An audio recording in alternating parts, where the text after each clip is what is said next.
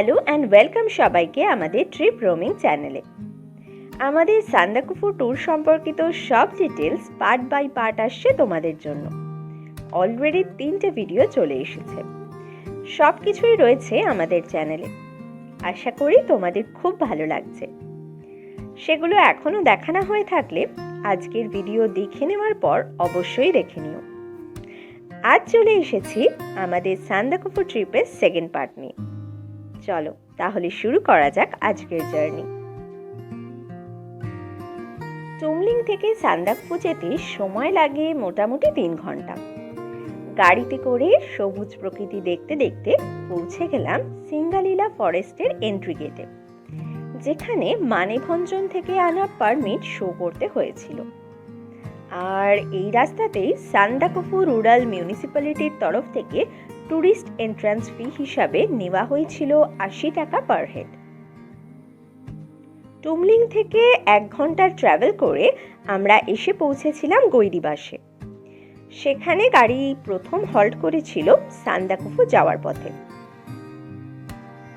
এখানে নেমে কিছুটা সময় কাটিয়ে একটু চা খেয়ে নিয়ে আর এত সুন্দর জায়গায় ফটোগ্রাফি করে আবার আমরা উঠে পড়লাম গাড়িতে। আবার ভাঙা চোরা এবড়ো খেবড়ো রাস্তা দিয়ে গাড়ি দুলতে দুলতে চলতে শুরু করলো। রাস্তায় যেতে যেতেই দেখতে পেলাম কত ট্রাভেলার ট্রেকিং করছেন, কিন্তু আমাদের কারো পায়েই জোর ছিল না, তাই গাড়িতে করে যাওয়ার অপশনটাই চুজ করেছিলাম। কিন্তু রাস্তা এতই খারাপ ছিল যে মনে হচ্ছিল হেঁটে গেলেই বেটার হতো। এইভাবেই ভয়ে ভয়ে প্রাণ হাতে নিয়ে আমরা এসে পৌঁছেছিলাম সান্দাকফু রুটের অসাধারণ সুন্দর গ্রাম কালীপুখুরিতে। নেপালে পোখরি মানে হচ্ছে লেক, আর কালা মিন্স ডার্ক। এই কালো জলের লেকটি এখানে রয়েছে বলেই গ্রামের নাম সেই অনুযায়ী হয়েছে কালীপুখুরি। স্থানীয়দের কাছে এটা একটা পবিত্র লেক। এই লেকের অপোজিট সাইডেই নেপালের চেকপোস্ট অবস্থিত।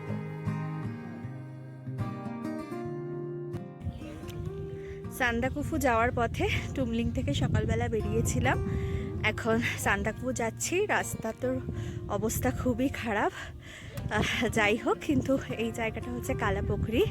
তো যেটুকু এসেছিলাম কষ্টের সাথে, এখানে আসার পর সেই কষ্টটা অনেকটাই কমে গেছে, কারণ জায়গাটা এতটা অসাধারণ আর ভিউগুলো এতই ভালো লাগছে যেখান থেকে যেতে ইচ্ছা করছে না, কিন্তু সময় হয়ে গেছে, তাড়াতাড়ি সান্দাকফু পৌঁছাতে হবে। তো চলো তোমাদের সাথে আবার কথা হচ্ছে সান্দাকফু গিয়ে। ফটো সেশন কমপ্লিট করে আমরা আবার চলে গেলাম গাড়ি যেখানে পার্ক করা হয়েছিল সেখানে। গাড়িতে উঠে এবড়ো খেবড়ো ভয়ানক রাস্তা দিয়ে যেতে যেতে প্রকৃতির যে অ্যামেজিং ভিউ ছিল সেটা লাইফ টাইম মেমোরি। রাস্তা দিয়ে যেতে যেতে প্রচন্ড ভয় করছিল, কিন্তু যত উপরে উঠছিলাম নিচের দৃশ্য একেবারে স্পিচলেস করে দিচ্ছিল। প্রায় 3 ঘন্টা জার্নির পর দুপুর 1টায় আমরা এসে পৌঁছেছিলাম সান্দাকফুর সানরাইজ হোটেলে। এই হোটেলের সব ডিটেলস নিয়ে তোমাদের জন্য ছিল লাস্ট ভিডিও।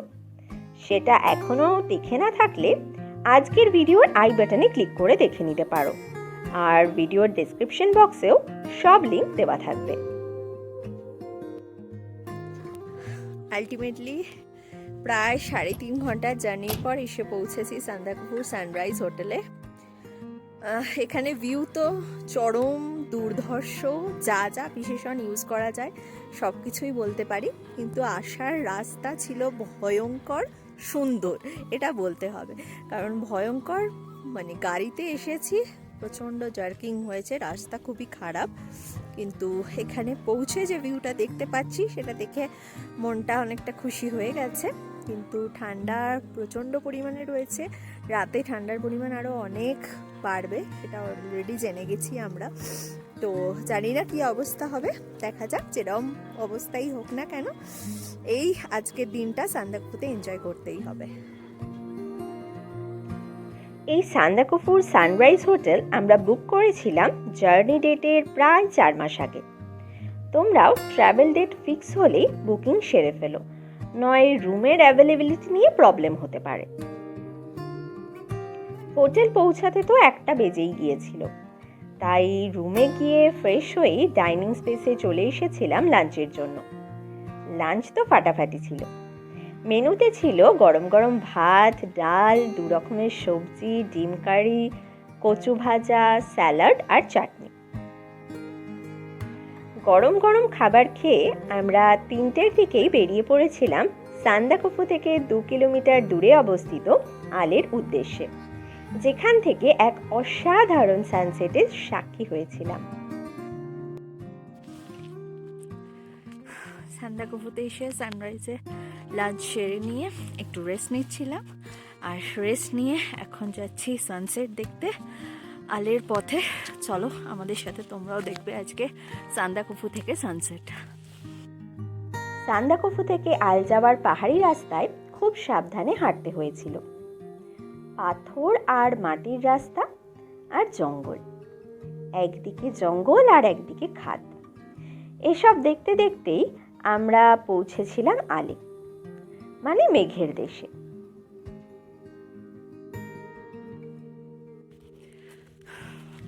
প্রায় 35-40 মিনিট হয়ে গেল আমরা হাঁটছি হোটেল থেকে বেরিয়ে, কিন্তু এখনও পৌঁছতে পারিনি আল, অনেকটাই ওপরের দিকে। তো হাঁটা চলছে, দেখা যাক কতক্ষণে পৌঁছতে পারি। চারিদিকে শুধু মেঘেদের খেলা, আর তার মাঝখান দিয়েই সূর্য অস্ত যাওয়ার পথে। পাহাড় তো এর আগেও গিয়েছি, কিন্তু এরকম সূর্য আর মেঘের লুকোচুরি খেলা দেখার এক্সপিরিয়েন্স আমার প্রথম। মনে হচ্ছিল মেঘগুলো যেন একদম কাছে চলে এসেছে।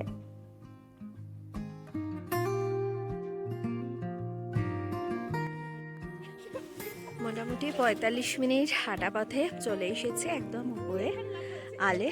তো এখান থেকে সানসেট দেখছি। অনেকটা রাস্তা হেঁটে আসতে হয়েছে, এবড়ো খেবড়ো রাস্তা, একটু তো কষ্ট হয়েছে, কিন্তু পুরো কষ্টটাই সার্থক।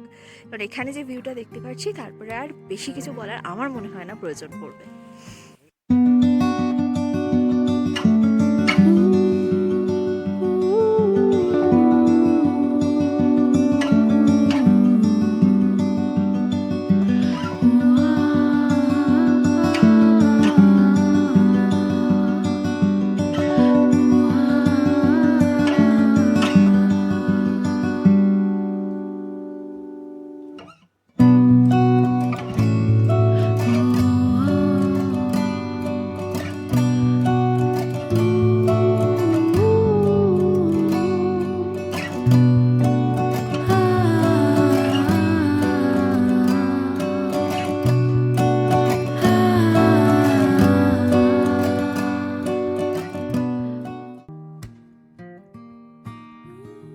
পাহাড়ে তো জানোই ছপ করে সন্ধ্যা নেমে যায়, তাই আল থেকে ফিরতে ফিরতেই রাস্তাতেই সন্ধে নেমে গিয়েছিল। ওঠার সময় যত না কষ্ট হয়েছে, নামার সময় একটু বেশি কষ্ট হচ্ছিল, তাই একটু রেস্ট নিয়ে নামছিলাম। ওই সন্ধে 6টা নাগাদ আমরা হোটেলে এসে পৌঁছেছিলাম। তখন অলরেডি চা আর পকোড়া সার্ভ করা হচ্ছিল। সেটা খেয়ে নিয়েই একটু রুমে গিয়ে গল্পগুজব করতে করতেই রাতের ডিনারের ডাক পড়েছিল।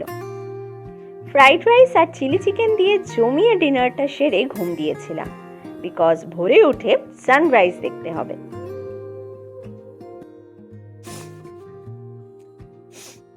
গুড মর্নিং সবাইকে। আমরা এখন রয়েছি সান্দাকফু সানরাইজ হোটেলে। 5টা বাজে, উঠে পড়েছি, রেডি হয়ে নিয়েছি, যাচ্ছি সানরাইজ দেখতে। এই হোটেলের ছাদ থেকেই খুব ভালো সানরাইজ দেখা যায়, কাঞ্চনজঙ্ঘাও দেখা যায়, তাই বেশি কষ্ট আই থিঙ্ক করতে হবে না। দেখি আজকের এক্সপিরিয়েন্স কীরকম হয়, কারণ কালকে আগের দিন টুমলিংয়ে তো আমরা ভালো করে সানরাইজ দেখতে পেয়েছিলাম, কিন্তু কাঞ্চনজঙ্ঘা বেশিক্ষণের জন্য দেখতে পাইনি, পরে দেখতে পেয়েছিলাম 9টা-10টার সময়। সান্দাকফু কি এক্সপিরিয়েন্স দেয় চলো দেখা যাক। পূজা সারা রাত জেগেছে সানরাইজ দেখার জন্য, তো এখনো সাজা শেষ হচ্ছে না, সেজে গুজে তারপরে সানরাইজ দেখতে যাবে। ঘুম থেকে উঠে ফ্রেশ হয়ে চলে গিয়েছিলাম সেই ভিউ দেখতে, যার জন্য বহুদিন ওয়েট করেছি। আলটিমেটলি সেই মোমেন্ট এলো যখন হোটেলের ছাদ থেকে অসাধারণ একটা সানরাইজ আর কাঞ্চনজঙ্ঘার ভিউ মন ভরে উপভোগ করেছিলাম। এখন রয়েছি সান্দাকফু সানরাইজ হোটেলের ছাদে, যেখান থেকে সানরাইজ দেখতে, কাঞ্চনজঙ্ঘা দেখতে আর এভারেস্ট দেখতে এসেছিলাম। প্রত্যেকটা জিনিস প্রমিনেন্ট এবং খুব সুন্দরভাবে দেখতে পাচ্ছি। এর আগেও কাঞ্চনজঙ্ঘা দেখেছি, কিন্তু এখানকার মতো সুন্দর কাঞ্চনজঙ্ঘা বলে আমি এর আগে আর কোথাও দেখতে পাইনি। যা কষ্ট হয়েছে সান্দাকফু পৌঁছাতে সব কিছু সার্থক। প্রচণ্ড পরিমাণে ঠান্ডা, হাত কাঁপছে, জমে যাচ্ছে, কিন্তু যেটা দেখতে পাচ্ছি তার সামনে এই কষ্ট কিছুই নয়। চলো তোমাদেরও দেখাই পুরো ভিউটা।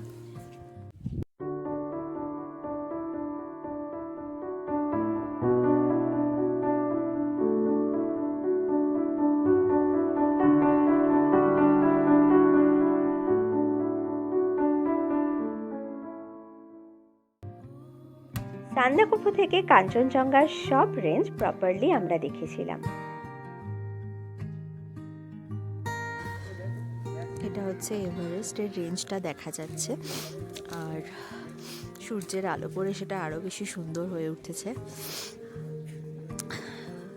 এবার চলো একটু কাঞ্চনজঙ্ঘা দেখি।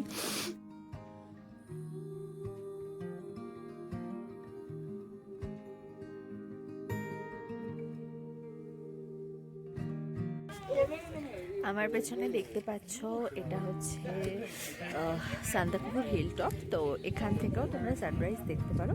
আমরা আর অত দূর যাইনি, সানরাইজের হোটেলের ছাদ থেকে এত ভালো ভিউ পাওয়া যাচ্ছিল, তাই এখান থেকেই সানরাইজটা দেখে নিলাম। সানরাইজ দেখেই আমরা চলে এসেছিলাম রুমে। তাড়াতাড়ি ফ্রেশ হয়ে নিয়ে চলে গিয়েছিলাম ডাইনিং রুমে, যেখানে প্রথমে চা আর তারপর একটা এলাহি ব্রেকফাস্ট সেরে নিয়েছিলাম। ব্রেকফাস্টে ছিল bread and butter, tomato soup, উপমা, চাউমিন আরও অনেক কিছু। ব্রেকফাস্ট সেরেও একটু বাইরে বসেছিলাম, বিকজ তখনও কাঞ্চনজঙ্ঘা ক্লিয়ারলি ভিজিবল ছিল। যেদিন চুমলিং এসেছিলাম সেদিন ওয়েদারটা অতটা ভালো ছিল না, মনে হয়েছিল হয়তো সান্দাকফু গিয়েও ভালো ভিউ পাবো না। কিন্তু ভগবান আমাদের একদমই নিরাশ করেননি। লাইফ টাইম মেমোরি নিয়ে আমরা আবার বেরিয়ে পড়েছিলাম আমাদের নেক্সট স্পট আপার চিত্রের দিকে, যার ভিডিও তোমাদের জন্য থাকবে নেক্সট পার্টে। সান্দাকফু ঘোরা কমপ্লিট হয়ে গেছে, এবার আমরা যাচ্ছি আপার চিত্রের দিকে। তো রাস্তা তো খুবই খারাপ, আসার সময় তো খুব কষ্ট হয়েছে, দেখা যাক নামার সময় কীরকম এক্সপিরিয়েন্স হয়। চলো এবার যাওয়া যাক আপার চিত্রের দিকে। তাহলে আজকের ভিডিও যদি তোমাদের ভালো লাগে তাহলে অবশ্যই লাইক করো, শেয়ার করো, আর আমাদের চ্যানেল ট্রিপ রোমিংকে সাবস্ক্রাইব করতে ভুলো না।